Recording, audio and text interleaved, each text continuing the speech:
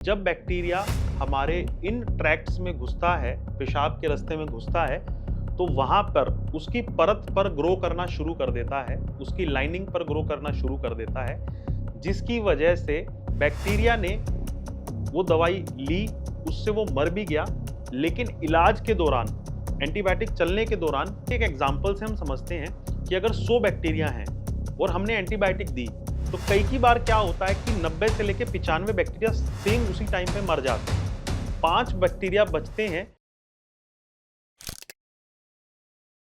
क्या आपको भी यूरिनरी ट्रैक इन्फेक्शन की समस्या है? आप बहुत ज़्यादा एंटीबायोटिक खा चुके हैं और फिर भी ये इन्फेक्शन वापस आ जाता है। तो आज हम सिर्फ उन फैक्टर्स के बारे में बात करेंगे, उन फैक्टर्स को एक ब्रीफली टच करेंगे कि ये इन्फेक्शन वापस क्यों आ जाता है और ठीक क्यों नहीं होता है। नमस्कार, मेरा नाम है डॉक्टर दीपांशु गुप्ता। मैं सीनियर यूरोलॉजिस्ट हूँ क्योरस्टोन के साथ। यूरिनरी ट्रैक इन्फेक्शन ये बेसिकली हमारे पेशाब के रास्ते में अगर बैक्टीरिया, वायरस, फंगाई ये ग्रो करना शुरू कर देते हैं, तब उस चीज को हम यूरिनरी ट्रैक इन्फेक्शन बोलते हैं। अब होगा क्या कि जब बैक्टीरिया हमारे इन ट्रैक्ट्स में घुसता है, पेशाब के रास्ते में घुसता है, तो वहां पर उसकी परत पर ग्रो करना शुरू कर देता है, उसकी लाइनिंग पर ग्रो करना शुरू कर देता है, जिसकी वजह से वहां पर सूजन आना, वहां पर पस बनना, वहां पर पेन होना, वहां पर पेशेंट को फीवर आना, ये सब चीजें शुरू हो जाती हैं। अब बात करते हैं कि हम एंटीबायोटिक देते हैं, फिर भी ये बैक्टीरिया वापस क्यों आ जाते हैं, जो इस वीडियो का थंबनेल या टॉपिक भी है। तो सबसे कॉमन कारण होता है कि दो चीजों में इस चीज को हम डिवाइड कर सकते हैं। या तो ये जो बैक्टीरिया है, ये पुराना बैक्टीरिया है जो कि एंटीबायोटिक से पूरा मरा नहीं है, या फिर ये एक नए बैक्टीरिया का इन्फेक्शन है जो कि दोबारा से इन्फेक्शन हुआ है। तो या तो पुराने इन्फेक्शन का रिकरेंस है या फिर ये नया इन्फेक्शन हुआ है। तो ये दोनों चीजों में से एक चीज हो सकती है। अब बात करते हैं कि पुराना बैक्टीरिया या जो रिकरेंस है वो मरा क्यों नहीं, हमने दवाई दी थी तो वो मरा क्यों नहीं। देखिए, होता क्या है कि सबसे कॉमन चीज ये रहती है कि जो दवाई हमने यूरिनरी ट्रैक इन्फेक्शन को खत्म करने के लिए दी, हो सकता है वो बैक्टीरिया के ऊपर असर ही ना करती हो, बैक्टीरिया उस दवाई के लिए रेसिस्टेंट हो। ये सबसे कॉमन फैक्टर है बैक्टीरिया के ना मरने का। दूसरा कॉमन कारण हो सकता है कि बैक्टीरिया ने वो दवाई ली, उससे वो मर भी गया, लेकिन इलाज के दौरान, एंटीबायोटिक चलने के दौरान उस बैक्टीरिया ने उस दवाई के लिए रेसिस्टेंस डेवलप कर लिया है। मतलब वो बैक्टीरिया अब उस दवाई से नहीं मरेगा।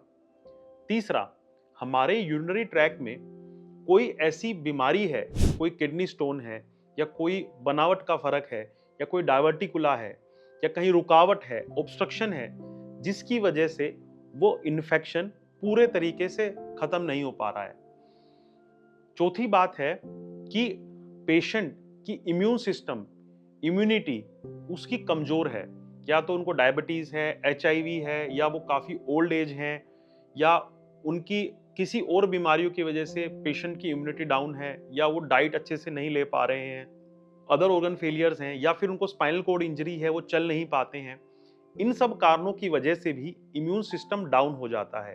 कई की बार ऐसे बैक्टीरिया का इन्फेक्शन होता है जिसका विरुलेंस, मतलब जिसकी मारक क्षमता बहुत ज्यादा है, जिसमें कई की बार एक या दो या तीन दवाइयों से भी असर नहीं आता है।